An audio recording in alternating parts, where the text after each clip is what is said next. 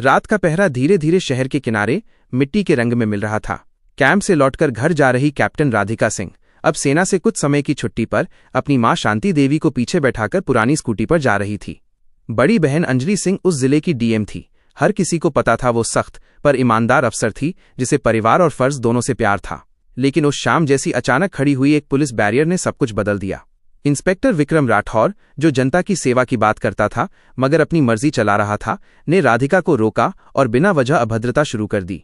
कागज दिखाने की बात पर उसने ठहाका लगाया, हवालदारों ने ताना दिया और माहौल अशिष्टता में बदल गया।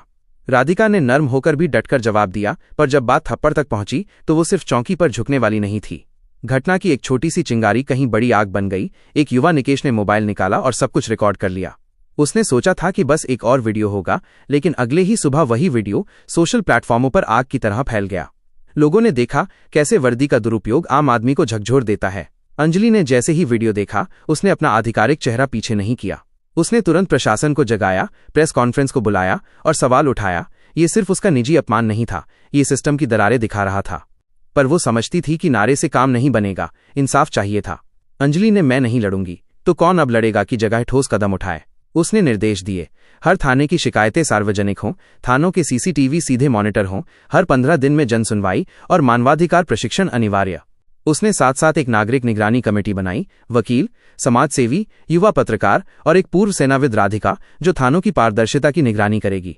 इंस्पेक्टर विक्रम को निलंबित किया गया, पर असली लड़ाई तो मानसिकता बदलने की थी। कुछ शक्ति स्थापित लोग हवा में उछल रहे थे, लेकिन अचानक शहर की गलियों में ठहराव भंग की लहर दौड़ पड़ी।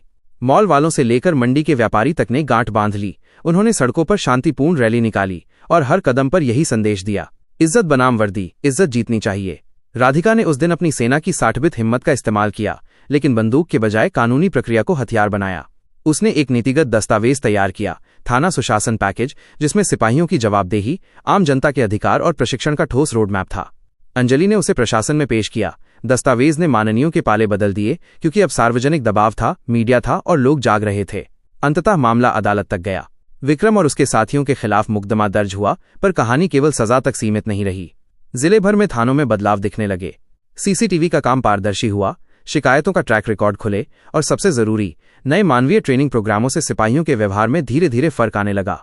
शांति देवी की तबीयत भी सुधरी और अस्पताल की एक खिड़की से जब वे बाहर की हलचल देखती थीं, उन्हें गर्व होता। 2 बेटियां, एक सेना की आन और एक कानून की कड़ी, मिलकर सिस्टम के फंदों को ढीला कर रही थीं। नगर में छोटे छोटे नागरिक वार्ड समितियां बनी, लोग थाने के काम का जायजा लेने लगे। कहानी का असली मोड़ ये था कि कोई नायक अकेला विजयी नहीं हुआ, ये जीत थी सामूहिक जागरण की।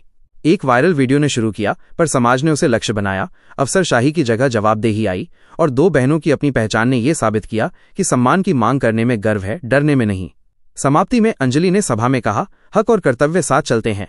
जब कर्तव्य इंसानियत के साथ जुड़ता है, तभी समाज वाकई मजबूत बनता है। और राधिका ने मुस्कुराते हुए जोड़ा, हमने लड़ाई नहीं चुनी, पर जब लड़ना पड़ा तो हमने नियमों से लड़ा। ये कहानी खत्म होती है एक छोटे से वाक्य के साथ, जब समाज जागता है, तानाशाही खुद पानी में मिल जाती है।